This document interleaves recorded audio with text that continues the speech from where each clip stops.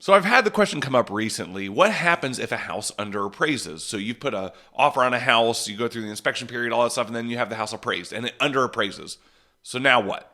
It's a great question. So we're going to talk through the different scenarios of what could possibly happen and the way you should approach it.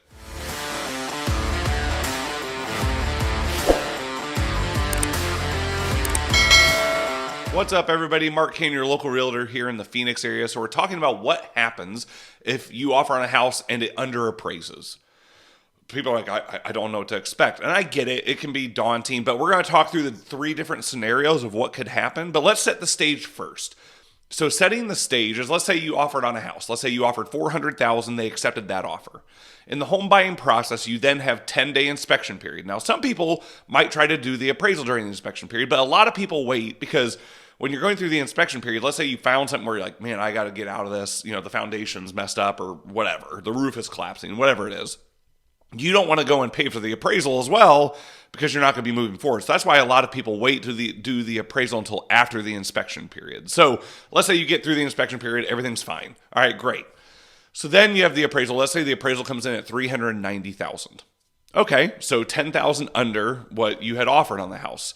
So what's going to happen is there's three scenarios. So the three scenarios we're going to talk through is the seller can say, I want $400,000, or you can negotiate, or you get it for $390,000. So we're going to kind of break those down a little bit. So before we get into scenario number one, what we have to understand is per the purchase contract, the seller doesn't have to just accept a low appraisal. All right, this is where you enter a negotiation period. So some of what's happening in the loan world right now is I'm hearing rumors that we might not be able to fight appraisals in the future. And it might be here now. I mean, they're apparently changing some things where we might not be able to fight appraisals. Sometimes you can, where you can give comps and stuff. The seller would give comps to try and raise the appraisal. But we may not be able to do that in the future. So let's say the first scenario is the seller doesn't want to come down. So you offered $400,000, it appraised at $390,000. They want you to cover to the $10,000. Now, that was very common back in 2021 because in 2021, everybody was fighting for the houses. They had to pay over appraisal to even get the house. We're not in that scenario now. So a lot of times, unless you're in a bidding war, which most people aren't, even though we are seeing some right now, most people aren't in that scenario. So you're not going to be paying the $10,000 over. So, but they can say, we're going to hold patent. Let's say you don't want to cover that $10,000. All right, you fall out of escrow and you get your earnest money back because you couldn't come to an agreement. So the second scenario is probably the most common, and that's you negotiate. So it appraised at $390,000, but you had offered $400,000, and they're like, hey, can you come to $395,000?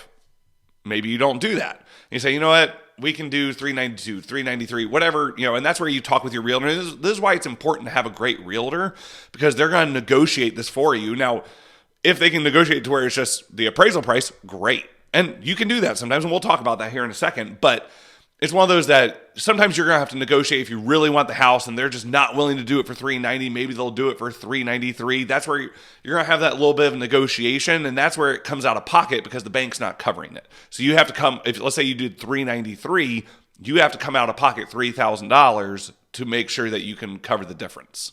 Okay, so scenario number 3 is you're going to try and get it for appraisal value. So you have to understand leverage when it comes to negotiating. So house under appraises, you want it for appraisal value. So this is why it's important to have a really good real estate agent because they're going to use leverage in their advantage. So like, let's say the house has been sitting for 60 days and there was no offers. You have a lot of leverage to try and get that right there. Now, let's say the house hadn't been on that long. Let's say there was multiple offers, right?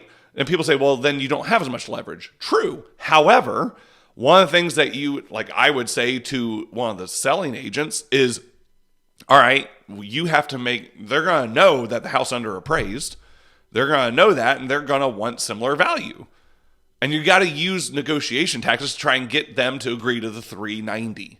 And that's where, again, and that's not the only tactic, there's multiple, but it's one of those that there's a lot of different things you can do there. And that's why it's good to have a really good real estate agent because they're going to try and get you for appraisal value. So like in this market right now, a lot of houses are sitting for 30, 60 days. So you can use that leverage to get the appraisal price. Doesn't always happen. Sellers, again, don't have to agree to that. But that's why it's good to have a good real estate agent to try and negotiate that for you. So if you're thinking about buying or selling, I would love to talk with you. There's no reason to be afraid of what's going on. That's why having a professional can help you and walk you through everything it needs to do. I would love to talk with you about that. My information's below. I hope you'll reach out. Guys, you've been listening to The Real.